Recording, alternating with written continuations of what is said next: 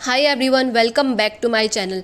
आज मैं आपको 2015 की एडवेंचर, ड्रामा और साइंस फिक्शन फिल्म के बारे में बताऊंगी जिसका नेम है द मार्शन। इसकी IMDb रेटिंग 8 आउट ऑफ 10 है, जिसे सुनकर आप पता लगा सकते हैं कि फिल्म कितनी अच्छी है। कहानी की शुरुआत होती है 4 एस्ट्रोनॉट्स के साथ जो कि अपने शिप के बाहर मंगल ग्रह से चट्टान के नमूने इकट्ठे कर रहे थे। यान के अंदर मौजूद उनके कॉलीग उनको वार्निंग देते हैं कि एक तूफान आने वाला है जो कि बहुत ज्यादा भयानक है। उन्हें अंदर आने की सलाह दी जाती है। पूरा क्रू इस बात पर बहस करता है कि उन्हें तूफान के खत्म होने का इंतजार करना चाहिए या फिर मंगल ग्रह से उड़ान भरनी चाहिए। ज्यादातर लोग जोखिम उठाकर रुकना चाहते थे, लेकिन कमांडर मामले को सुलझाने के लिए अपने अधिकार का यूज करती है और बोलती है कि वो यहाँ से जाएंगे। उड़ान भरने के लिए तैयार होने के दौरान जब क्रू अंदर आने की कोशिश करते हैं, क्रू का एक मेंबर मार्क को कुछ मलबे से चोट लगती है और वो अपने क्रू से दूर उड़ जाता है। मलबे से मार्क के कम्युनिकेशन सिस्टम को नुकसान पहुंचता है और बाकी टीम उसे नहीं पकड़ पाती। तूफान लगातार बदतर होता जाता है और शिप के अंदर मौजूद क्रू वार्निंग देता है कि शिप ज्यादा टाइम तक हवा का सामना नहीं कर पाएगा, इसलिए उन्हें जल्दी से वहां से निकल जाना चाहिए। कमांडर अपने क्रू को अंदर भेजती है, लेकिन मार्क की तलाश करने के लिए पीछे रह जाती है। वो अपनी पूरी कोशिश करती है, लेकिन अगर वो अपनी टीम के बाकी मेंबर्स को बचाना चाहती है तो उसे अंदर आना पड़ता है। क्रू मंगल ग्रह से डिपार्ट करते हुए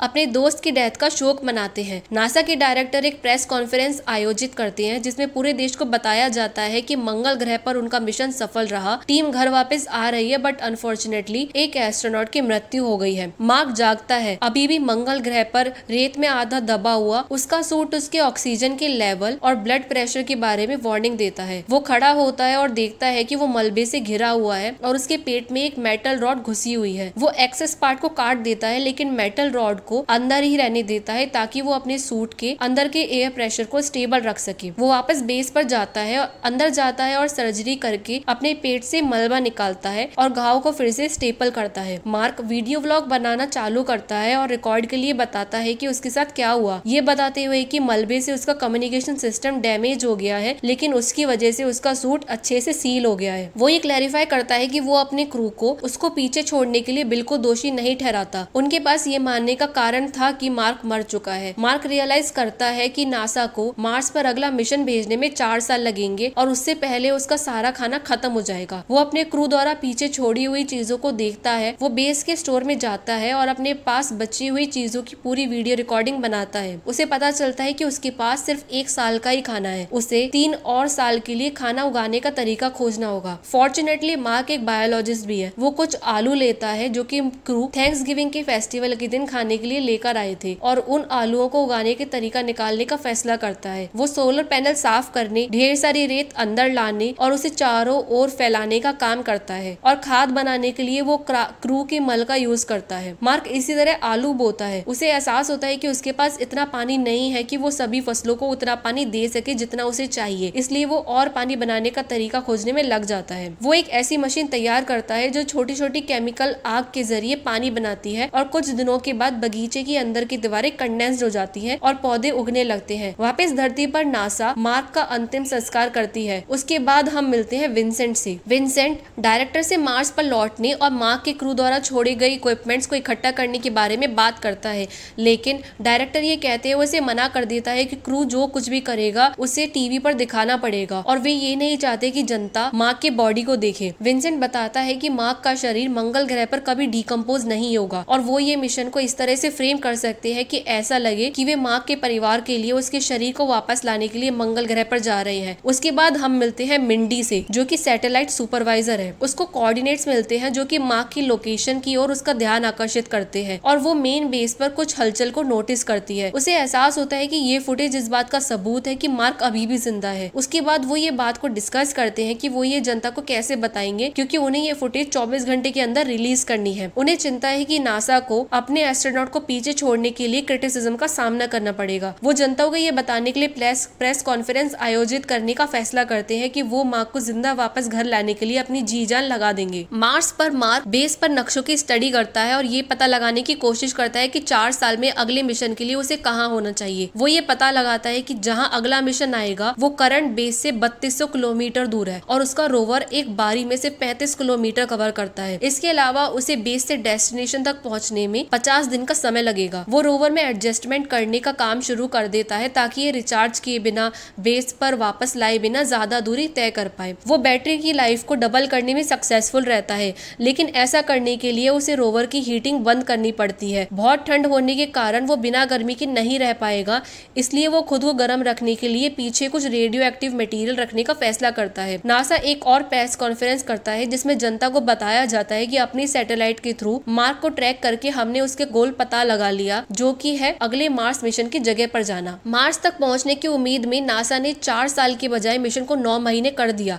इससे पहले कि मार्क के साथ कुछ बुरा हो जाए। वे मार्क के ग्रुप को ये नहीं बताने का फैसला करते हैं कि मार्क अभी भी जिंदा है, क्योंकि वो उन्हें डिस्ट्रैक्ट नहीं करना चाहते जब वो घर वापस आ रहे हैं। मार्क अपने बगीचे में 400 आलू उगाता है, छोटे आलुओं को फिर से बो देता है और बड़े आलुओं को खाने के लिए अलग कर देता है। वो पाथफाइंडर को ढूंढता है, जो कि एक डिवाइस है जिससे वो नासा से कम्युनिकेट कर सकता है। ये डिवाइस कुछ टाइम पहले मार्स पर खो गया था। यही डिवाइस अर्थ पर नासा के पास भी है। पाथफाइंडर के जरिए विंसेंट मार्क को उसे बचाने के प्लान के बारे में बताता है। मार्क जानना चाहता है कि उसके क्रू का क्या रिएक्शन था ये जानकर कि वो जिंदा है, बट विंसेंट उसे बताता है कि क्रू को ये नहीं पता। मार्क इस बात पर गुस्सा हो जाता है। नासा मार्क की टीम को मेल करती है और बताती है कि मार्क अभी भी जिंदा है। मार्क हिसाब लगाता है और बेस पर बचे हुए सभी खाने के साथ साथ उसके द्वारा उगाए गए सभी आलुओं के साथ उसके पास इतना खाना है कि जब तक नासा उसे लेने के लिए आए तब तक वो जीवित रह सके। जब मार्क अपने बगीचे की देखभाल कर रहा होता है तो एंट्रेंस चैम्बर में एक विस्फोट हो जाता है, जिससे वो घायल हो जाता है और उसका हेलमेट भी टूट जाता है। मार्क जल्दी से अपने ऑक्सीजन को फिर से भरने के लिए इसे डक्ट टेप से सील कर देता है और वो अपने बगीचे में वापस आता है और देखता है कि मार्स एटमॉस्फेयर के एक्सपोजर से सारे पौधे मर गए हैं। उन्हें पानी देने के लिए जो सिस्टम बनाया था वो भी डैमेज हो गया है। मार्क एक्सीडेंट के बारे में नासा को बताता है। नासा के मेंबर ये रियलाइज करते हैं कि अगर मार्क तक पहुंचने के लिए जल्दी से जल्दी काम नहीं किया तो मार्क के पास खाना नहीं बचेगा जब तक हम उसके पास पहुंचेंगे। मार्क के क्रू को मार्क से कम्युनिकेट करने की इजाजत मिल जाती है।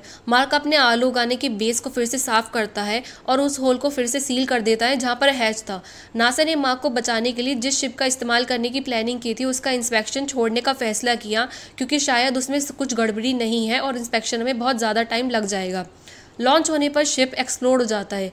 चाइना का स्पेस विभाग ये टीवी पर देखता है और हेल्प के लिए हाथ आगे बढ़ाता है।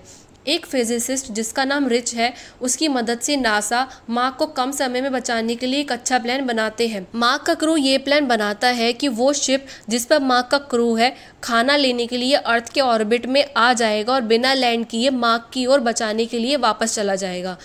प्लान के साथ एक इशू ये है कि इससे क्रू की जर्नी में 500 एक्स्ट्रा डेज ऐड हो जाएंगे।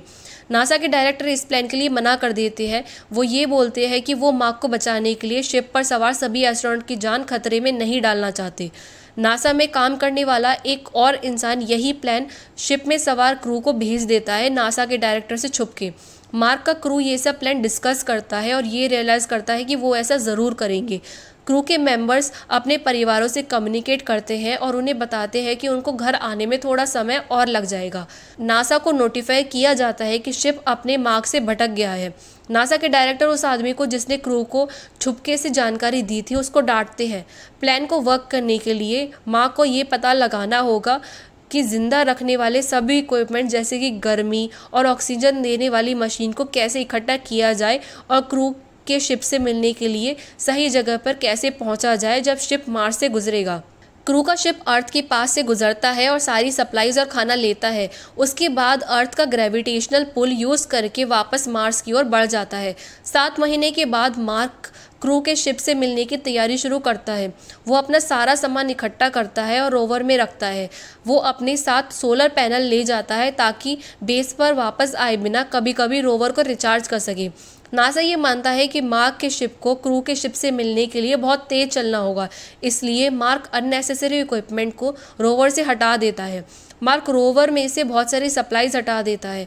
मार्क आखिरी बार रोवर से बाहर निकलता है और तैयार होने के लिए मार्स पर मौजूद शिप के अंदर जाता है। वो अपनी बड़ी हुई बियर्ड को शेव करता है, नए कपड़े और स्पेस सूट पहनता है और अपने क्रू से इंस्ट्रक्शंस का वेट करता है। क्रू मार्क को बोलता है कि लॉन्च की फोर्स से वो बेहोश हो सकता है। मार्क का शिप उड़ान भरता है। मार्क बेहोश हो जाता है और अपने क्रू से कम्युनिकेट नहीं कर पाता। बाद में मार्क को होश आता है। उस टाइम क्रू मार्क को बताते हैं कि वो शिप को मार्क के पास नहीं ला पाएंगे। कमांडर एक क्रू मेंबर को इंस्ट्रक्ट करती है कि वो शिप के पीछे एक एक्सप्लोजिव बांधे ताकि शिप की रफ्तार धीमी हो जाए और उनके पास मार्क तक पहुँचने का अच्छा मौका हो। वो बॉम्ब सेट करते हैं। वो मार्क के शिप को देख सकते हैं बट वो ज़्यादा पास नहीं होते।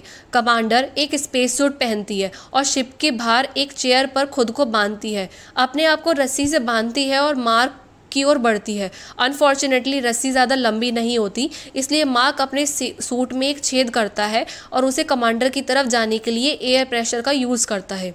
कमांडर मार्क को पकड़ती है और अंदर खींचती है। वो नासा को बताते हैं कि मार्क उनके साथ है और अब वो घर वापस आ रहे हैं। कुछ साल बाद पृथ्वी पर मार्क नासा के स्टूडेंट्स को स्पेस में सेफ्टी के बारे में सिखा रहा होता है।